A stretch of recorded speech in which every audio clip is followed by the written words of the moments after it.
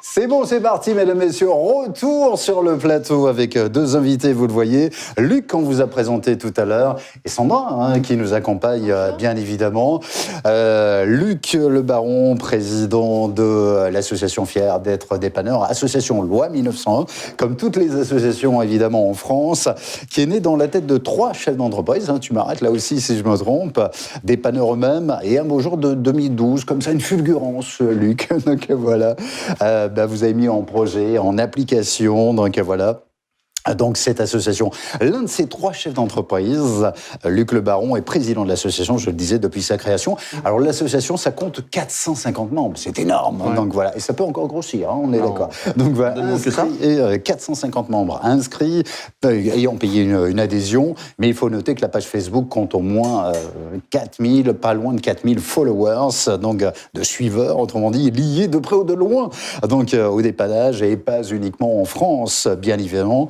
Il faut dire que la FDD rayonne partout dans le monde, donc ça c'est plutôt une bonne chose. L'association d'elle-même a mené des actions fortes, percutantes, comme le corridor de sécurité, validé par la délégation de la sécurité routière du ministère de l'Intérieur. On en parlera donc avec Sandra d'ici quelques instants. L'association est connue également, mesdames, messieurs, notamment pour ses défilés de dépanneuses chaque année. J'ai eu l'occasion d'être présent sur le vôtre, donc à Chartres l'an passé, en 2018. L'association détient, depuis 2018 d'ailleurs, le record du monde du plus grand nombre de véhicules présents, 509 véhicules, avec une 491. Validation à 491. J'ai les chiffres. Excuse-moi, Steve. J'ai les chiffres, je me suis pas trompé. 491 retenus, donc validés par la présence d'un arbitre au Guinness des records. Chapeau, tout simplement, c'est une performance extraordinaire. Donc sans plus attendre, on va accueillir les différents cadres de l'association, bien évidemment. En quelques mots, comment est née l'association FDD? Donc on l'a un petit peu évoqué tout à l'heure en introduction, en 2012, 3 chefs d'entreprise, etc. Et comme je le disais, une fulgurance, matin, on se rase, on se dit tiens, on va monter une asso comme ça. Ouais, c'est monté un peu, c'est venu un petit peu crescendo. En fait, j'ai créé déjà le groupe Facebook sur Fier d'être dépanneur et un jour, sur LDM, je vois que les Américains ont battu le record du monde à côté de Chicago avec 324 dépanneuses. Et je me dis, mais tiens, c'est pas mal parce que ça pourrait être une bonne opportunité de faire ça en France, et dans une moindre mesure, puisqu'on ne pensait pas du tout avoir une telle ampleur et de réussir un jour à battre ce record. Et puis voilà, et puis je suis allé justement au salon d'Albi quelques temps après, et je suis tombé sur ma collègue, sur Julie, qui a créé l'association avec moi, et Jérôme, et voilà, et puis je lui expose mon truc, je lui dis j'ai vu ce défilé aux États-Unis, et ça serait bien de le faire en France et tout, mais pour l'instant, il n'y avait rien qui était du tout prévu, quoi. Et voilà, et puis on part d'Albi, et 10 jours après, Julie me rappelle, elle me dit, écoute, ton défilé, on peut le faire à côté de chez moi, il y a un relais routier qui peut nous accueillir et nous prêter son parking. Et puis voilà, on a commencé, on a lancé ça, on s'est rapproché du Téléthon, puisque la première action qui était là, c'était le Téléthon. On s'est rapproché des gens du Téléthon, et puis bing, c'est parti comme ça, quoi. Le défilé a super bien marché, le premier, il y avait 92 dépanneuses. Et à la suite de ça, on a dit, faut qu'on normalise le truc et qu'on l'officialise. Et on a créé l'association à ce niveau-là. On a Luc, on a Sandra. Sandra, bonjour. Bienvenue. Rebonjour. Oui. Donc, présente-toi. Que fais-tu exactement? Alors, moi, j'ai travaillé. Là, on parle du corridor de sécurité. Oui, c'est quelque chose plus technique. Qui tient à cœur de Luc. Oui, donc, ça tient à cœur. Ça lui tient autant à cœur à Sandra. Oui, sans doute, mais je veux dire qu'il travaille beaucoup là-dessus. Ouais. Ça part quand même d'un sujet qui n'est pas très gai, puisque c'est la dangerosité du métier de dépanneur. Absolument. Et notamment, ça va quand même jusqu'au décès. Et on est tous rigole concernés. Pas, et on est effectivement tous concernés. Quand on prend son véhicule. J'ai vécu indirectement ça en 2006, et je me suis dit, mais qu'est-ce que je peux faire? J'ai un mari qui a ce métier-là, et à l'époque, je connaissais pas Luc.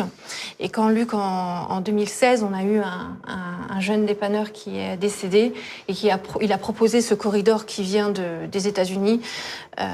j'ai foncé, je me suis pas posé C'est de une questions. super idée. C'était évident que j'allais travailler avec lui pour y arriver.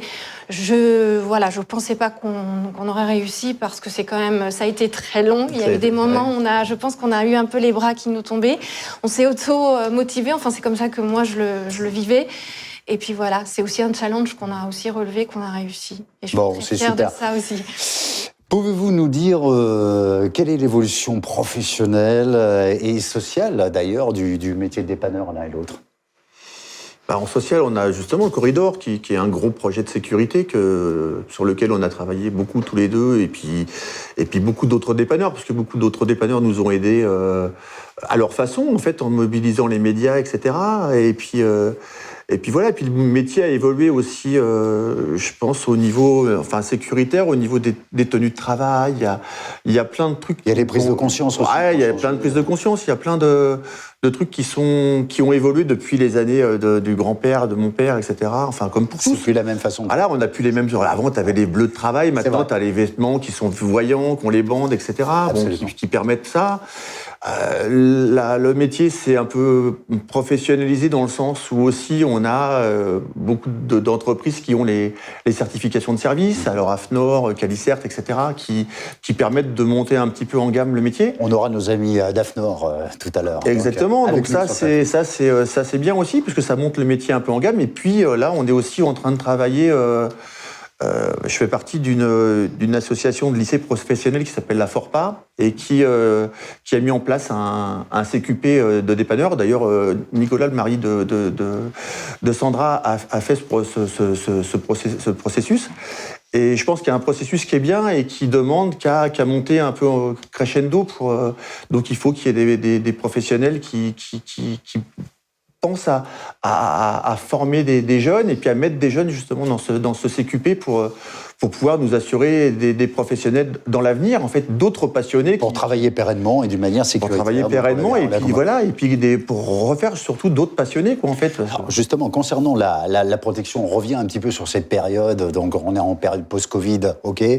Il y a beaucoup de choses qui se remettent en place, etc. Mais pendant le Covid, comment ça s'est passé dans votre métier? Comment vous avez géré la communication, notamment communication, ce qu'on appelle la communication de préconisation?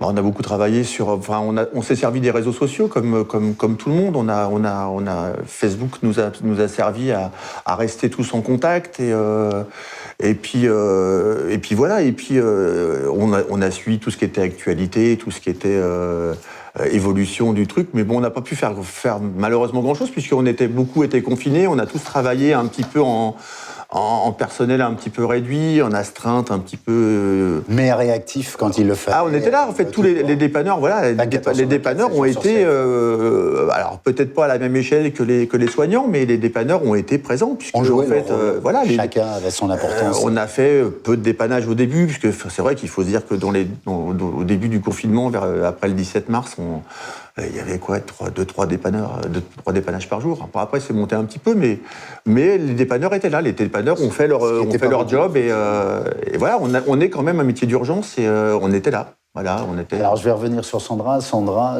c'est quoi le corridor de sécurité exact, en quelques mots? Alors, en quelques mots, le corridor de sécurité, c'est un dispositif qui vise à protéger donc les intervenants au bord des routes. C'est un sens large. Donc, là-dedans, il y a les dépanneurs, les patrouilleurs autoroutiers, les agents des routes, les pompiers, les forces de l'ordre. Je cite exprès ces professionnels-là parce que tous ceux que je viens de citer ont payé par des décès. J'insiste, puisqu'il y a aussi les gyrophares bleus qui ne protègent plus, alors qu'avant, ça pouvait être un petit peu protecteur. Donc, ça consiste à du bon sens. C'est quelque chose qui se fait de manière gratuite. Il n'y a pas besoin d'un balisage, il n'y a pas besoin d'avoir des flèches, des signalisations. Le corridor, ça consiste à simplement ralentir et se décaler au maximum à l'approche d'une intervention. Donc, tout le monde est concerné par cette mesure. Tout le monde. Et vous êtes... Ça veut dire que vous allez partir en vacances, mesdames, messieurs, dans quelques semaines.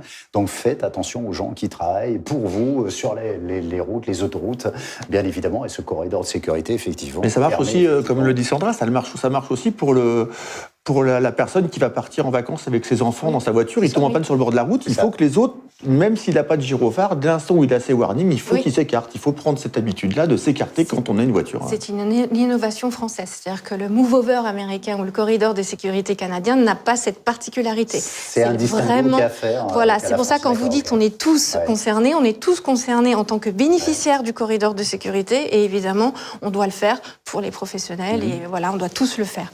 Donc, c'est vraiment du bon sens de se décaler. J'insiste sur le décaler. Pourquoi ? Parce que il y a un phénomène d'aspiration qui est méconnu, donc je profite de ce temps d'antenne pour en parler. Vous avez Il y a- 24 heures. Je vous couperai avant. Il y a encore eu un fait qui s'est passé l'année dernière sur la 11 près de chez moi, un militaire qui, voilà, donc là, du lambda, qui s'est arrêté sur le bord de la route parce qu'il était en panne sur l'autoroute et il s'est fait happer par une camionnette. Donc là, c'est généralement, l'issue est fatale. Donc se décaler, c'est pas juste une option, c'est vraiment, il faut toujours. Sandra, est-ce qu'on peut chiffrer le nombre de morts imputés effectivement au manque de sécurité par rapport donc voilà, Il y en a tous les ans. Là, de depuis le début de sécurité, l'année, on peut le chiffrer, on a quoi. un agent de la DIRNO qui est décédé déjà depuis le début de l'année. Ouais. C'est déjà un de trop. Ouais, bien sûr, c'est toujours un trou. Voilà, tous bien les sûr. ans, j'ai envie de vous dire qu'on en a, malheureusement. Ouais, ouais. Et je vous parle des blessés. Il y a Alors que des la personnes qui signalétique est très forte, Oui. donc Et oui. signalétique, la présence humaine est là aussi avec des vêtements spécialisés, donc voilà, quand on est conducteur lambda tous les jours, on doit faire attention effectivement aux gens qui prennent la Ça route vient et un qui, petit peu, en fait, on a travaillé avec avec l'ASFA, qui est l'Association des sociétés françaises d'autoroutes, qui commence à mettre en place des communications, Des campagnes etc., de prévention. des campagnes de Ouais. prévention, etc. Donc c'est un bon point. C'est vrai nous, on est contents, puisqu'en fait, c'est ce qu'on demande depuis un bon moment, et ça vient tout doucement. Alors c'est comme tout, il faut que tout se mette en place, etc. Mais on est suivi, voilà, c'est un bon point, et je pense que la plupart des intervenants et des gens qui travaillent sur les routes, sur les autoroutes, sur ça, sont quand même reconnaissants de ce qu'on a fait, en fait. C'est pour ça que... Donc ça avance, l'idée avance, Ça donc avance voilà, tout mais il faut que ça aille beaucoup plus vite. Bah ouais. Et puis il faut éradiquer tous les morts, tout simplement. Il y a encore Les des trucs. accidents Sandra sont travaille quand même encore régulièrement sur ce dossier, et il y a encore, on va essayer d'aller plus loin, on va voir. En rajouter, Sandra, donc, par rapport Oui, à ça notamment, on travaille aussi sur ce dossier pour l'Europe. De la même manière qu'à l'instar des États-Unis, qui l'ont mis en place état par état. C'est ce que j'allais vous demander. Le Canada, c'est Uniformisation exactement. Le Canada a repris ce corridor. Alors, pareil, ça a commencé par le Québec, puis il y a eu d'autres provinces qui l'ont repris, et province par province. Nous, on veut le faire exactement de la même manière à l'échelle Europe. Donc, pour l'instant, il y a la France. Nous, ce qu'on veut, c'est que ça soit applicable en Luxembourg, en Belgique, Partout en Europe. et à la longue, partout, de façon à ce que les étrangers qui viennent en France parce qu'ils y travaillent, c'est les conducteurs poids lourds ou en Alors vacances. ça, c'est un programme qui est déjà en route ou C'est dans les tuyaux. Ça a été retardé un petit peu parce qu'il y a eu les élections de la Commission européenne qui a rebattu un petit peu toutes les cartes. Donc, on a attendu. Il y a eu avec des nouveaux acteurs, donc il faut Voilà. revenir. Exactement. Donc il faut faire Mais du lobbying. c'est dans les tuyaux. De la même manière, on a quand même mis 2 ans pour obtenir le corridor. en C'est France. long Ça pour a bouger été, les choses. L'administration. C'est quand même un Ouais, mais petit peu c'est long, long, donc mais voilà, on est là pour en parler, pour faire bouger les choses. Non, mais c'est bien, on a mis... en parler un petit peu ça nous a paru long à nous, parce qu'on était dedans et on voulait vraiment que ça arrive. Mais c'est arrivé, quoi. On a eu cette chance que ça a pu arriver et que le projet qu'on a présenté était bien. Et puis, bon, on a beaucoup bossé, quand même. Enfin, en dessous, en fait, on a... Oui. Elle a passé l'air des nuits, très quoi. sérieuse, Sandra. Non, mais elle a fait... Je suppose qu'elle bosse beaucoup. Non, mais je sais rire aussi. Voilà, moi, j'ai travaillé beaucoup dessus, mais je pense qu'elle a travaillé encore plus profondément que moi, j'ai pu le faire, quoi, en fait. Bon, super. Si tu as des choses à rajouter, n'hésite pas. Sinon, on va revenir un petit peu sur toi, Luc, surtout sur l'association Fiers d'être dépanneur.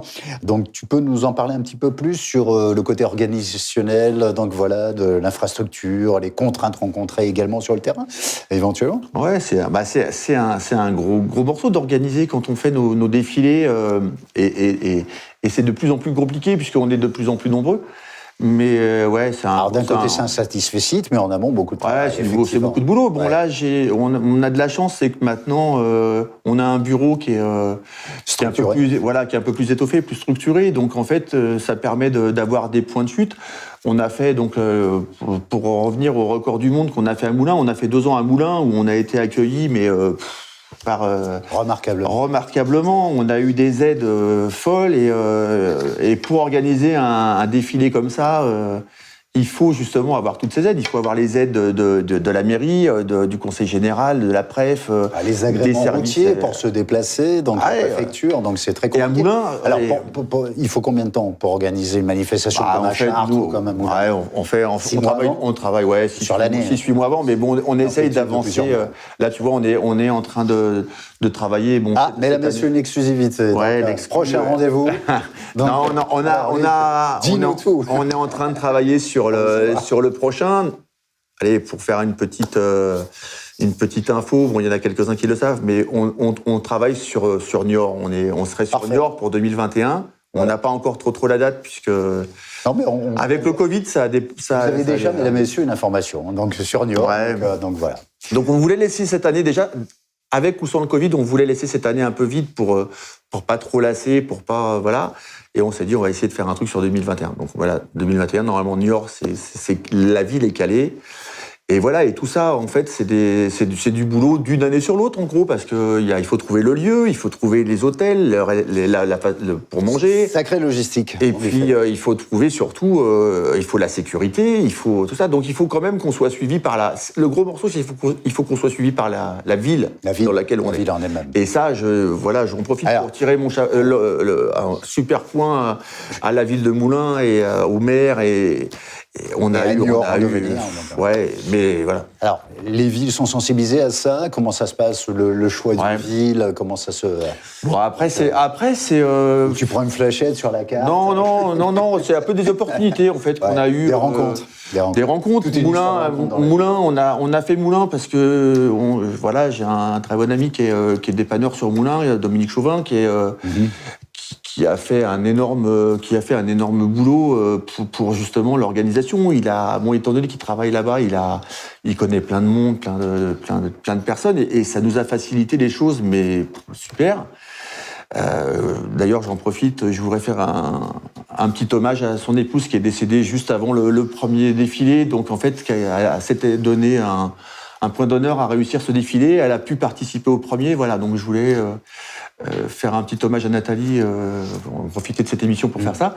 Mais voilà, et puis le deuxième, on a tellement été bien reçus sur le premier moulin, en fait, qu'on avait en fait cru gagner le record du monde et qu'on l'a malheureusement pas fait dans les normes. Voilà, on a dû refaire une deuxième année, et là tout le monde s'est mis les plats dans les grands, etc. Et c'est une grosse part de la réussite de ce record du monde, en fait. Absolument. Dans la préparation, c'est comme dans la préparation. C'est comme la préparation d'un plateau télé. Donc, exactement. Voilà, donc quand c'est bien préparé, ça roule. Ça roule tout seul. Voilà, c'est une très très belle performance. Voilà, depuis la création de l'association, on rappelle en 2012. On pensait pas, on n'aurait jamais pensé. J'imagine bien quand on commence des choses, on n'imagine pas un peu effectivement les différentes applications qu'il peut y avoir.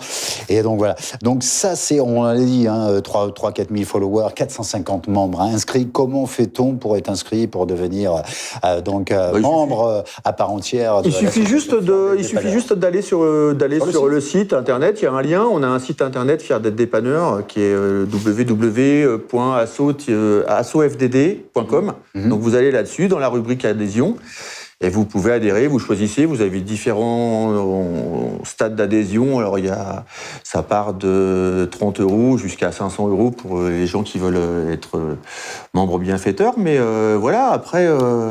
Il suffit juste d'aller là et puis de nous soutenir. On essaye de faire un bon utilisation de l'argent que les membres... Je connais bien Luc, c'est un garçon vraiment, j'en profite, sans les droits dans les yeux, c'est un garçon absolument charmant, qui a beaucoup d'enthousiasme, qui a beaucoup de générosité.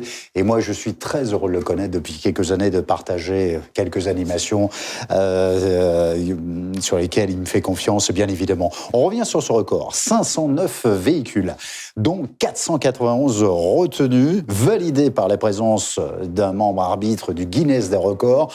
Record non tombé jusqu'à ce jour. Luc. Non. Et puis, a priori, ça risque que ça va...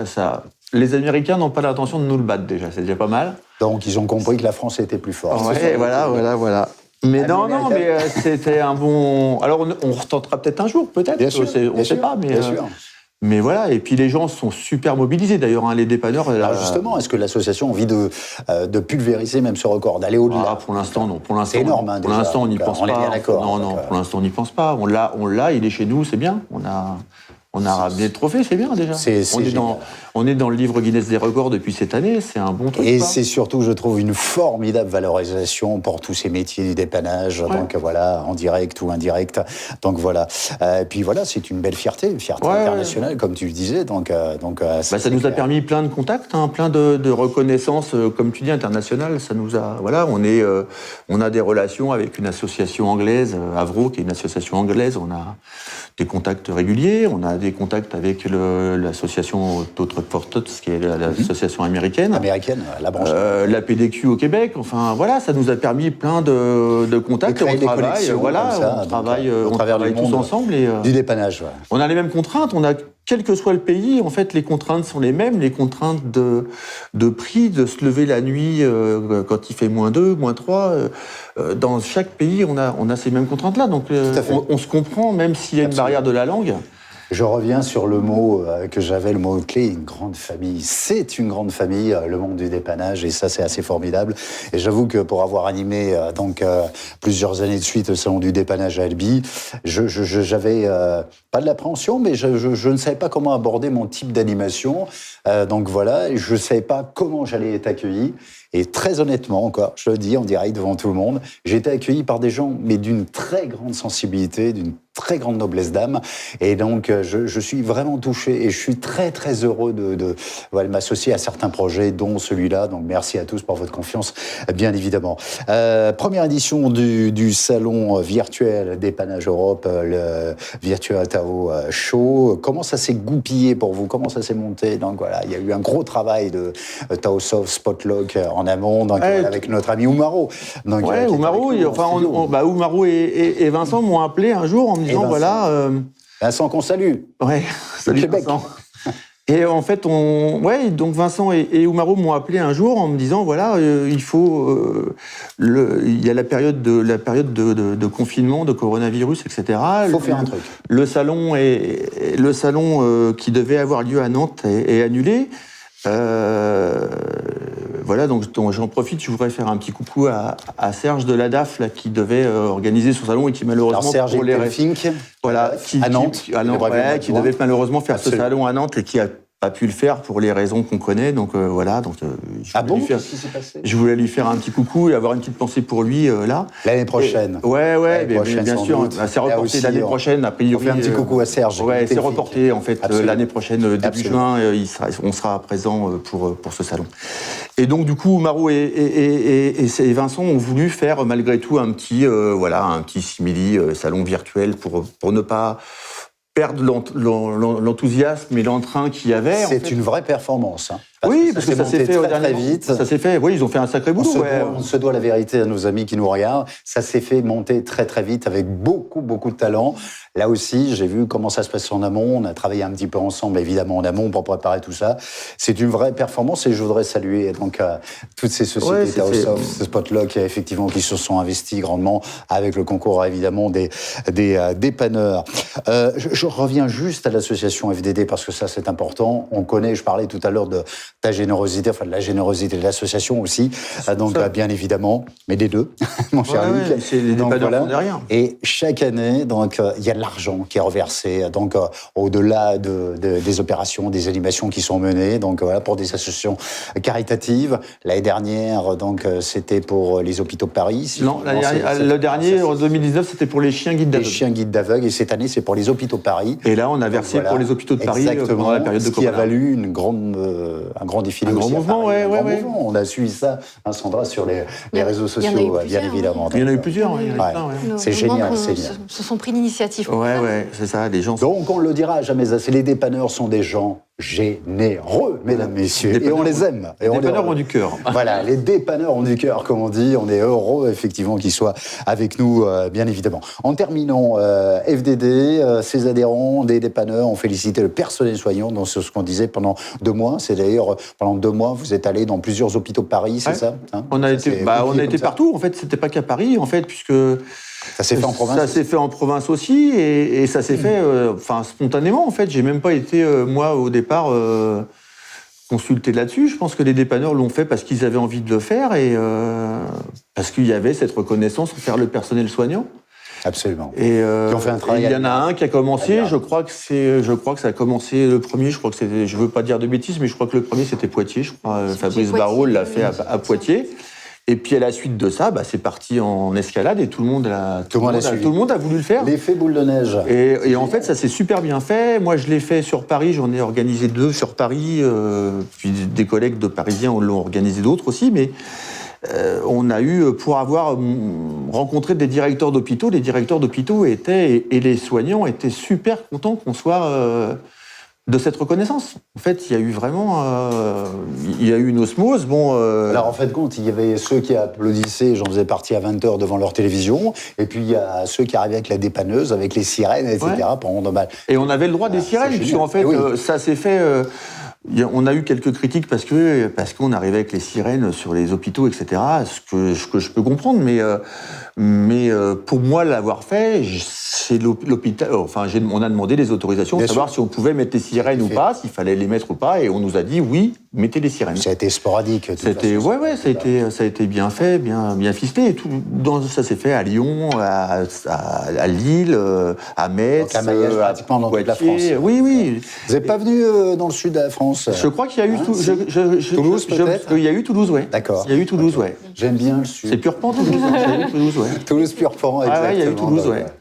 Non, mais c'était très bien, ça a été très bien. Et comme je dis, c'est vraiment parti du cœur des dépanneurs, puisque en fait, les gens l'organisaient d'eux-mêmes, quoi. Alors ils me demandaient des fois quelques conseils sur l'organisation, mais vraiment ils ont fait ça d'eux-mêmes. Comment tu as vécu ça, Sandra?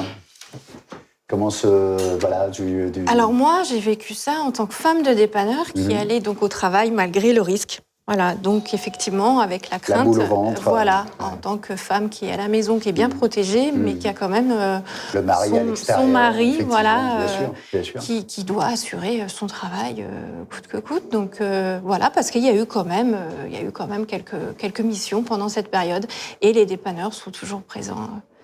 Pour ces missions. On rappelle que la pandémie n'est pas tout à fait finie, qu'il y a encore malheureusement quelques clusters. Vous avez remarqué que sur ce plateau, à Paris, on a 1 mètre de distanciation. On fait attention, donc faites-le également chez vous. Bien évidemment, sortez avec des masques quand vous en avez, il y a un réel besoin, bien évidemment. Donc voilà, on va remercier tout le personnel soignant, effectivement, encore une fois, Luc. Donc voilà, durant cette pandémie, on va remercier effectivement l'association Fiers d'être dépanneurs, tous les gens qui ont suivi, tous les acteurs qui ont donc œuvré pour que, effectivement, rendre hommage, donc voilà, à tous ceux qui étaient présents en première ligne. Donc voilà. Et c'est assez remarquable, bien évidemment. Toute l'équipe, évidemment, de Taosoft TV s'associe donc au travers du Virtua Tao Show 2020. Tiens à remercier, évidemment, l'ensemble de ces acteurs qui ont répondu présents partout sur le globe, et également pour ce travail préparatoire et ce salon virtuel. Et comme une image en vaut 1000 mots parfois, eh bien, on vous a préparé donc un segment tout spécial qui rassemble des images captées, vous allez voir, sur des sites de différentes parades de dépanneurs. Tu vas t'y retrouver sans doute, Luc, devant les hôpitaux un peu partout en France. Alors, ne nous quittez pas, mesdames, messieurs, car dans quelques instants, eh bien, on va faire un petit showcase en direct, toujours de ces studios parisiens, avec Madame Maëlys Cuvillier et Monsieur Jean-Philippe Charity de AFNOR, certification, on en parlait aussi, donc de la certification, juste après Magnéto.